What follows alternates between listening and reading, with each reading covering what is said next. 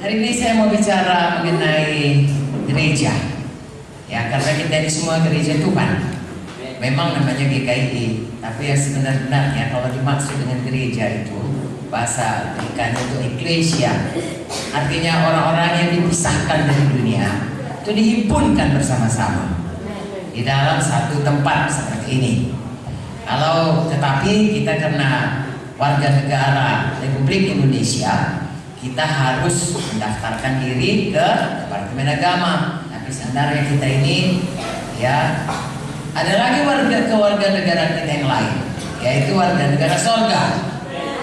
Ya, dalam kerajaan sorga kita ini merupakan tubuh Kristus lokal untuk Ambon. Ada banyak anggota tubuh Kristus, saudaraku, di seluruh muka bumi ini. Dan kalau dikumpul, namanya tubuh Kristus yang universal sedunia. Dan dari berbagai-bagai zaman, dari mulai Tuhan Yesus abad pertama sampai nanti Tuhan Yesus datang, itu semua adalah satu tubuh Kristus. Jadi bagaimanapun juga, saudaraku, kita mesti mengerti siapa kita ini dalam Tuhan. Amen. Tidak akan selesai malam ini, tapi setidaknya supaya kita lebih bersuka cita di dalam Tuhan. Amen. Mengenal siapa kita dalam Tuhan. Amin. Jadi kalau mengapa kita dipanggil dengan nama eklesia atau dengan gereja atau dengan artinya dipisahkan dari dunia? Karena memang kita sudah dipisahkan Tuhan dari hidup duniawi. Bukan berarti kita keluar dari dunia ini, tetapi dunia ini ada sistemnya yang sudah di bawah hukum dosa. Pada waktu Tuhan menciptakan dunia ini, Dia menciptakannya baik sekali. Kita bisa baca di dalam buku Kejadian. Sampai manusia pertama, yaitu Adam dan Hawa, berdosa lalu berubah. Kita membaca, saudaraku, bagaimana kutuk turun, kutuk dosa itu turun, sehingga manusia kalau tadinya dia hanya menikmati Taman Eden yang sudah disediakan Tuhan begitu baiknya, ya, tetapi kemudian menjadi harus berkeringat, saudaraku, ya, kerja keras. Sesuatu yang dialami atau terjadi karena dosa.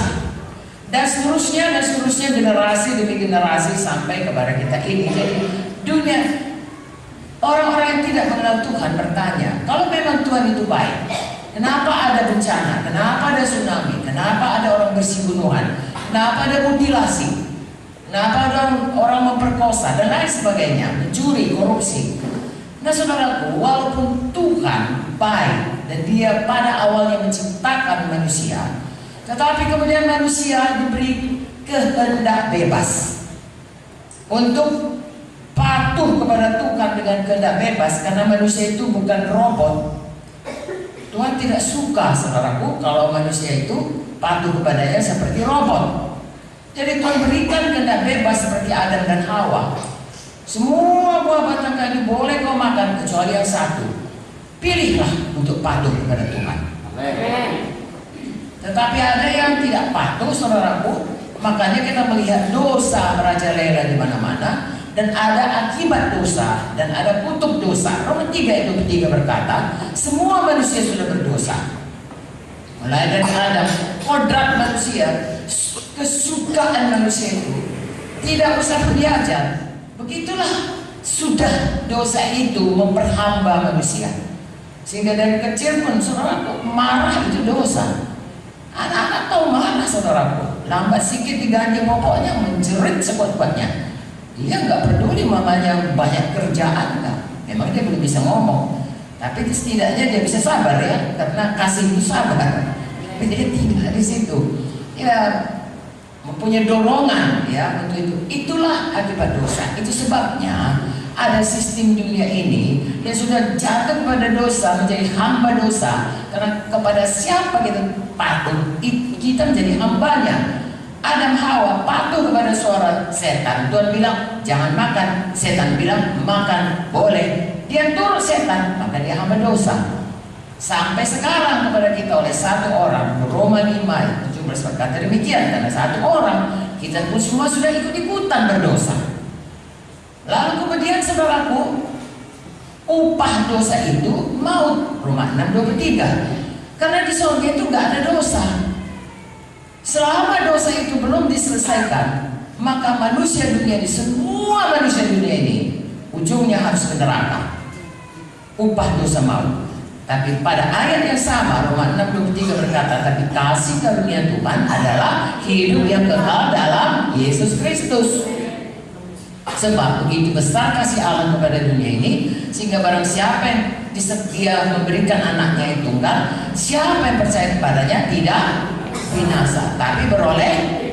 Artinya, kalau kita percaya kepada Tuhan Yesus, kemudian kita menerima Dia sebagai Tuhan dan menerima darahnya, yang sudah percaya darahnya itu tercurah, Dia disalibkan, Dia disengsarakan gara-gara kita, hanya untuk kita. Dia nggak berdosa, tapi Dia mau menggantikan kita, mengangkat dosa, menanggung upah dosa, menanggung hukuman dosa itu, sehingga Dia harus mencurahkan darahnya, harus disengsarakan, dan harus mati di kayu salib.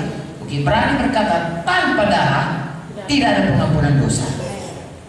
Buktinya saudaraku, waktu Paskah pertama, pada Paskah pertama kita melihat semua orang Israel disuruh taruh darah di kosen pintunya. Kalau tidak ada darah, akan ada kematian anak sulung di situ. Bahasa Inggrisnya Paskah itu disebut Passover. Passover. If I see the blood, I will pass over you. Kalau kulihat darah itu, aku akan lewati rumahmu. Itulah artinya. Jadi siapa saja yang punya darah orang Israel, entahkah dia masih mencuri, entahkah dia masih berbohong, dan lain sebagainya, darah itu menyelamatkan dia. Amen. Tidak ada kematian anak sulung. Haleluya. Di rumah, tentunya ini rumah orang Mesir yang tidak percaya kepada Tuhan. Di rumah orang Mesir, mulai dari Firaun sampai kepada budak, sampai binatang, yang tidak ada darah di jenang pintunya, ada kematian anak sulung. Entahkah dia seorang yang baik, entahkah dia seorang pejabat, entahkah dia seorang cendekiawan, ya, atau ya orang-orang yang suka memberikan dermawan, tetapi kalau tidak ada darah, maka dia akan mengalami kematian. Sekarang ini pun kita, siapa yang percaya darah Yesus menebus dia dan percaya dengan hatinya, dan Tuhan sudah membangkitkan dia pada hari ketiga untuk membenarkan kita, dan mengaku dengan mulut bahwa Yesus itu Tuhan, Roma 10:9-10, maka dia diselamatkan. Amen. Dia tidak lagi dihukum oleh karena dosanya, dia tidak menuju neraka, tetapi dia beroleh hidup yang kekal, dia beroleh rumah di sorga, warga